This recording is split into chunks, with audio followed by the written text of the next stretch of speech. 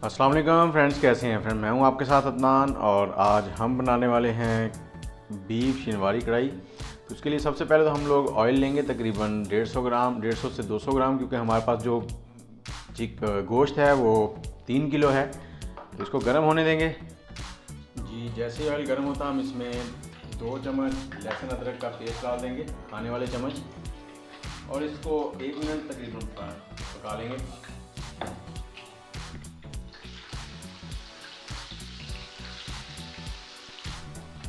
जी, इसे 1 मिनट पकाने के बाद अब हम इसमें गोश्त डाल देंगे। गोश्त को हमने अच्छे से धो लिया था और ये बीफ का है। आप यही कढ़ाई मटन में भी बना सकते हैं। इसको हिलाते रहेंगे ताकि गोश्त अच्छे से पक जाए। 4 से 5 मिनट हमने इसको पकाना है ताकि इसकी रंगत चेंज हो जाए। ये जो शिनवारी कढ़ाई है इसमें मसाले बहुत ही कम इस्तेमाल किए जाते हैं और ये बहुत ही टेस्टी होती है। आगे ईद भी आएगी, ईद पे ज़रूर बनाएं, अपनों के लिए खुद भी खाएं और अपनों को भी खिलाएं। देखें जी, गोश्त की रंगत चेंज हो गई है। अब हम इसमें हल्दी डाल देंगे, ये छोटे वाले 2 चम्मच। अब इसको मिक्स करेंगे जी। इसे अच्छे से मिक्स करने के बाद हमने 3 से 4 मिनट इसको पका लिया है। अब इसमें हम लोग टमाटर डाल देंगे। टमाटर हमने 1 किलो लिए हैं और अब इसको हम ढककर पकने देंगे 5 से 7 मिनट, ताकि टमाटर जो हैं ये नरम हो जाए और इनका छिलका उतारें। जी, तकरीबन 10 मिनट हो गए। अब ढकना उतारते हैं और टमाटरों के जो छिलके हैं इनको उतार लेते हैं हम।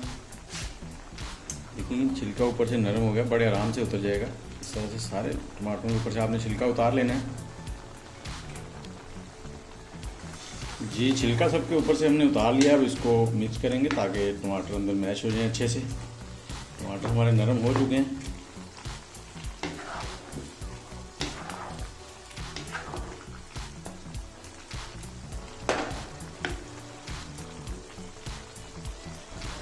और अब हम इसमें डालेंगे नमक। नमक आप हस्बे जायका यूज़ करें और मैं ये छोटे वाले 3 चम्मच डाल रहा हूँ। अगर कम हुआ तो बाद में और डाल लेंगे, कम हो तो और डाला जा सकता है, अगर ज़्यादा हो जाए तो फिर मुश्किल हो जाती है।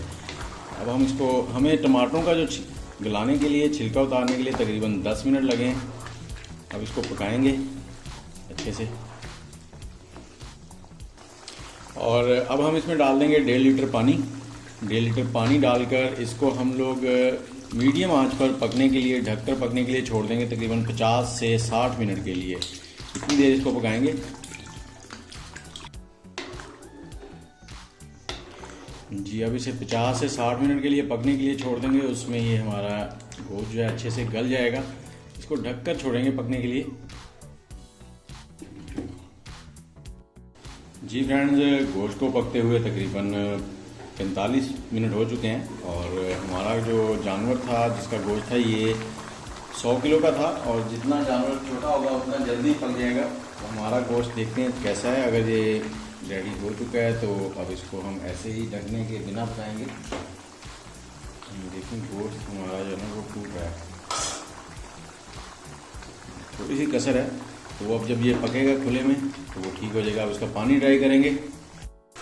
जी, पानी हमारा काफ़ी हद तक खुश्क हो गया। अब हम इसमें डाल देंगे काली मिर्च, एक खाने वाला चम्मच, मिलाएंगे अच्छे से और इसको ऐसे ही पकाएंगे तकरीबन 5 से 7 मिनट और इसको पकाएंगे ऐसे। उसके बाद हम इसमें डालेंगे दही। जी, हमारे पास 3 किलो गोश्त है, इसमें हम लोग तकरीबन 400 ग्राम दही डाल देंगे। होटलों में जितनी भी ये डिशेस बनती हैं सब में दही डाला जाता है। इसको पकाएंगे अब और इसका पानी अच्छे से ड्राई करेंगे इसी तरह से, इतना कि इसमें घी जो है वो अलग होना शुरू हो जाए। जी, पानी हमारा काफ़ी हद तक खुश्क हो गया। अब इसमें डाल देंगे भुना हुआ ज़ीरा थोड़ा सा और साथ ही इसमें डालेंगे हम गरम मसाला, ये छोटे वाला आधा चम्मच।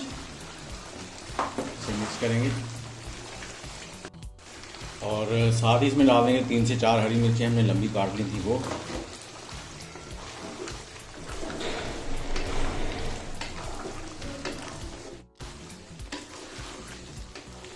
जी, हमारी ये शिनवारी बीफ कढ़ाई तैयार हो चुकी है और अब इसमें थोड़ी सी ग्रेवी है। अगर आप ग्रेवी वाला पसंद करते हैं तो ठीक है ऐसा ही, और अगर आप थोड़ा सा ड्राई पसंद करते हैं तो इसे 3 से 4 मिनट और पकाएं और ये बिल्कुल ड्राई हो जाएगा और बहुत ही टेस्टी बन चुका है। इसमें मैंने थोड़ा सा टेस्ट किया है, गोश्त भी हमारा गल चुका है जी। अब हम इसमें डाल देंगे थोड़ा सा हरा धनिया और इसके ऊपर डालेंगे हम लोग थोड़ा सा अदरक स्लाइसेस में कटा हुआ। और अब आग को कर देंगे बंद और इसको ढक देंगे तकरीबन 2 मिनट के लिए। 2 मिनट के बाद इसको खोलते हैं। 2 मिनट हो गए हैं, अभी ढकना उतारते हैं और इसकी लुक देखते हैं बहुत ही ज़बरदस्त और प्यारी सी लुक आ रही है और खुशबू भी बहुत ज़बरदस्त है। इसका फाइनल लुक आपको प्लेट में निकाल के दिखाते हैं।